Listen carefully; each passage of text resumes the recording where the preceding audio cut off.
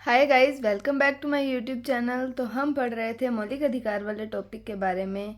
तो आज हम अपने आर्टिकल्स पर शिफ्ट करते हैं कि कौन कौन से टॉपिक हैं मौलिक अधिकार के अंदर, मतलब कौन कौन से अधिकार दिए गए हैं। तो हमने कल बात की थी कि मूल संविधान के अंदर तो 7 मौलिक अधिकार थे, लेकिन उसमें से एक अधिकार जो कि था संपत्ति का अधिकार हटा दिया था और उसको संवैधानिक अधिकार बना दिया था। इसलिए मौलिक अधिकार कितने हो गए? 6 मौलिक अधिकार हैं अब। तो कौन कौन से, पहले हम उनकी लिस्ट बना लेते हैं, फिर हम एक एक को पढ़ना शुरू करेंगे।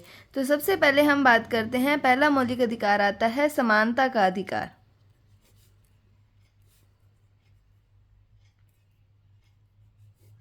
तो इसके अंदर जो आर्टिकल आते हैं वो आते हैं 14, 15, 16, 17 और 18। तो 14, 15, 16, 17 और 18 आर्टिकल आते हैं समानता के अधिकार में। दूसरा आता है स्वतंत्रता का अधिकार।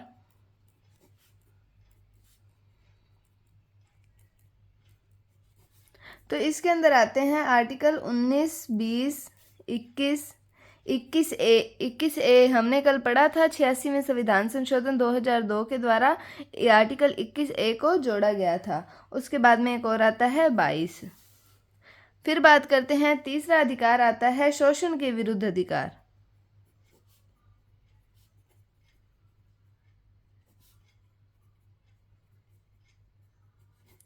तो शोषण के विरुद्ध अधिकार के आर्टिकल्स आते हैं आर्टिकल 23 और 24।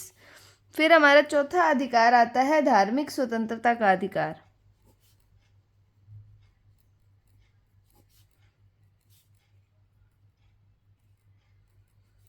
धार्मिक स्वतंत्रता का अधिकार आता है 25, 26, 27 और 28 नंबर आर्टिकल के अंदर। फिर उसके बाद में पांचवा अधिकार आता है हमारा सांस्कृतिक और शिक्षा का अधिकार।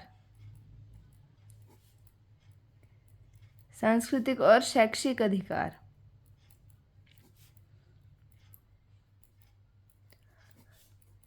ये है आर्टिकल 29 और 30। और छठा अधिकार आता है संवैधानिक उपचारों का अधिकार।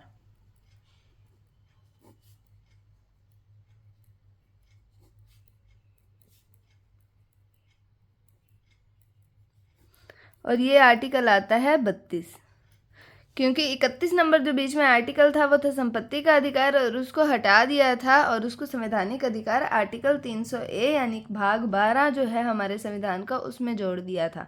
तो समानता का अधिकार आर्टिकल 14 से 18, स्वतंत्रता 19 से 22, शोषण के विरुद्ध 23, 24, धार्मिक स्वतंत्रता 25 से 28, सांस्कृतिक और शैक्षिक अधिकार 29, 30 और संवैधानिक उपचारों का अधिकार आर्टिकल 32। तो ये इन 6 अधिकारों के बारे में हमने पढ़ना है। लेकिन हमने तो बात की थी कि मौलिक अधिकारों के आर्टिकल आते हैं 12 से लेकर 35 तक। तो यहाँ तो हमने 14 से शुरू करके 32 तक हमने अधिकार ख़त्म कर दिए। नहीं, हम इनको भी पढ़ेंगे, अलग से पढ़ेंगे। 12, 13, उसके बाद में हमारे पास 32 तक हो गए, 33, 34 और 35। इन आर्टिकल्स का मतलब टोटली ऐसे जिनके ऐसे नाम दिए हुए हैं इन अधिकारों के, जैसे समानता, स्वतंत्रता, शोषण के विरुद्ध, धार्मिक स्वतंत्रता, सांस्कृतिक और शैक्षिक और संवैधानिक उपचारों का अधिकार, लेकिन इनके कुछ ऐसे नाम नहीं दिए हुए हैं, तो हम इनको अलग से स्वतंत्र आर्टिकल्स के रूप में पढ़ते हैं। तो सबसे पहले हम बात करते हैं, आता है आर्टिकल नंबर 12। तो आर्टिकल 12 जो है उसके अंदर हमारे राज्य की परिभाषा दी गई है कि राज्य क्या है। तो राज्य को परिभाषित किया गया है। अब बात करते हैं हम राज्य यानी कि हमारे स्टेट की। मतलब वैसे तो हमने बात करते हैं कि भारत के अंदर 28 राज्य हैं, ठीक है, लेकिन यहाँ पर हम भारत को एक राज्य के रूप में ले रहे हैं। तो वो कैसे ले रहे हैं उसकी बात करते हैं। एक राज्य का मतलब होता है देश, एक राज्य का मतलब लेते हैं हम प्रांत, और एक का मतलब लेते हैं हम सरकारी तंत्र। अब कैसे लेते हैं? देश जो है उसके अंदर क्या है? जनसंख्या होनी चाहिए, उसका भूभाग होना चाहिए, सरकार होनी चाहिए और संप्रभुता होनी चाहिए। तो देश के संदर्भ में अगर हम राज्य की बात करते हैं तो राज्य के पास जनसंख्या होनी चाहिए, भूभाग होना चाहिए, सरकार होनी चाहिए और संप्रभुता होनी चाहिए। अब हम भारत को एक देश कहते हैं तो भारत के पास एक निश्चित भूभाग है, भारत के पास जनसंख्या है, उसकी सरकार है और भारत के पास संप्रभुता है। हमने प्रस्तावना के अंदर संपूर्ण प्रभुत्व संपन्न का मतलब पढ़ा था, उसके अंदर आदर्श पढ़ा था संपूर्ण प्रभुत्व संपन्न का। तो भारत के पास संप्रभुता भी है। उसके बाद बात करते हैं प्रांत की। तो जब हम भाग 6 के बारे में पढ़ेंगे, यानी कि राज्यों की सरकार के बारे में, राज्य का विधानमंडल, राज्य की कार्यपालिका के बारे में पढ़ेंगे, तब हम जो है राज्य का हम मतलब लेंगे प्रांत से, ठीक है। और सरकारी तंत्र, अब हम आर्टिकल पढ़ रहे हैं 12, कौन से भाग के अंदर है, तो ये भाग 3 के अंदर है। भाग 3 और 4 यानी कि मौलिक अधिकार और नीति निर्देशक तत्व के संदर्भ में हम राज्य का मतलब सरकारी तंत्र से लेंगे। तो देश का मतलब क्या होता है, जनसंख्या, भूभाग, सरकार और संप्रभुता। प्रांत भाग 6 के अंदर यानी कि राज्य विधानमंडल और राज्य कार्यपालिका के संदर्भ में। और सरकारी तंत्र का क्या मतलब है, तो वो हम लेंगे भाग 3 और भाग 4 के संदर्भ में। तो अब आर्टिकल 12 कहता क्या है, राज्य की परिभाषा के अंदर क्या शामिल है। तो राज्य की परिभाषा के अंदर सबसे पहले आता है संघ की संसद और सरकार। तो संघ की संसद और सरकार। उसके बाद में और क्या शामिल है, प्रांत के विधानमंडल और सरकार।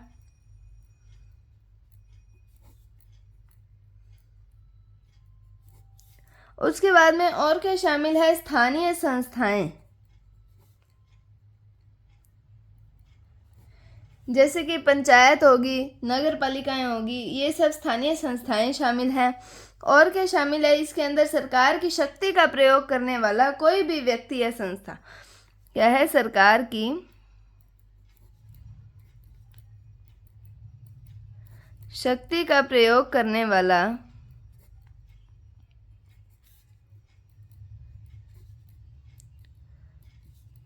कोई भी व्यक्ति या फिर संस्था, ये आते हैं राज्य शब्द के अंदर।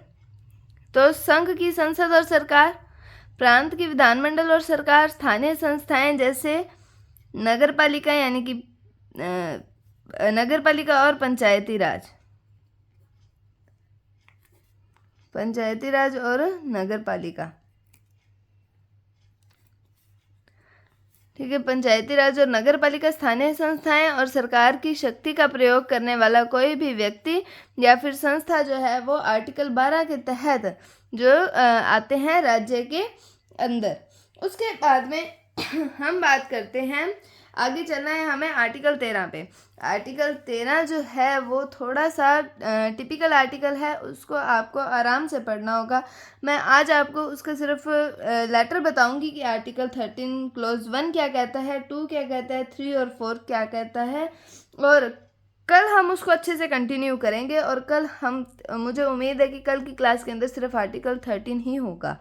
तो आर्टिकल 13 के बारे में मैं आपको डिक्टेट कर देती हूँ कि वो क्या कहता है, मैं आपको बोलकर बता देती हूँ, आप समझने की कोशिश करो।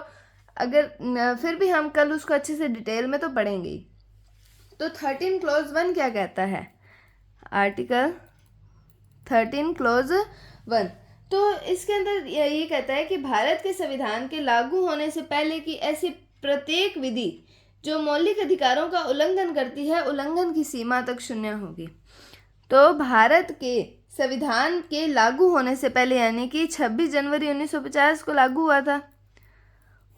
तो भारत के संविधान के लागू होने से पहले की ऐसी प्रत्येक विधि जो मौलिक अधिकारों का उल्लंघन करती है, मतलब संविधान लागू होने से पहले ऐसी कोई विधि जो बनाई गई है जो मौलिक अधिकारों का उल्लंघन करती है, वो उल्लंघन की सीमा तक शून्य होगी। मतलब जितनी मात्रा में वो उल्लंघन करती है, वो जो उसकी क्वांटिटी होगी वो 0 होगी, मतलब वो नहीं मानी जाएगी। ये आर्टिकल 13 क्लॉज 1 कहता है। अब बात करते हैं आर्टिकल 13 क्लॉज 2 की। अब ये क्या कहता है, ये कहता है कि राज्य ऐसी कोई विधि नहीं बनाएगा जो मौलिक अधिकारों को कम या समाप्त करती है। क्या कहता है कि राज्य यानी कि ये आर्टिकल 12 वाला, राज्य, ये राज्य ऐसी कोई विधि नहीं बनाएगा जो मौलिक अधिकारों को कम या फिर समाप्त करती है। यदि राज्य की विधि मौलिक अधिकारों का उल्लंघन करती है तो वह विधि उल्लंघन की सीमा तक शून्य होगी। अगर ये राज्य कोई ऐसी विधि बनाता है जो मौलिक अधिकारों का उल्लंघन करती है तो वो जहाँ तक उस मौलिक अधिकारों का उल्लंघन करती है वो उस सीमा तक शून्य होगी। तो ये कहता है आर्टिकल 13 क्लोज 2। उसके बाद में हम बात करते हैं आर्टिकल 13 क्लोज 3 की। आर्टिकल 13 क्लोज 3 क्या कहता है कि उपयुक्त संदर्भों में, यानी कि जो हमने आर्टिकल 13 क्लोज 1 पढ़ा है और 2 पढ़ा है, तो 3 कह रहा है कि इन दो संदर्भों में, उपयुक्त संदर्भों में विधि के अंतर्गत संसद या राज्य विधानमंडल का कानून, अध्यादेश, आदेश, नियम, परंपराएं आदि जो विधि का बल रखती हैं सभी शामिल होंगी। तो इसके अंदर जो विधि शब्द का प्रयोग हुआ है कि जो विधि इससे पहले बनी हुई है या फिर राज्य सरकार कोई ऐसी विधि नहीं बनाएगी, तो इसके अंदर जो विधि शब्द का प्रयोग किया गया है उसके अंदर क्या है, संसद, राज्य विधानमंडल और उनके कानून, अध्यादेश, आदेश, नियम, परंपराएं, ये सब जो विधि का बल रखती हैं ये सभी शामिल होंगी आर्टिकल 13 क्लोज 3 के अंदर। अब बात करते हैं आर्टिकल 13 क्लोज 4 की।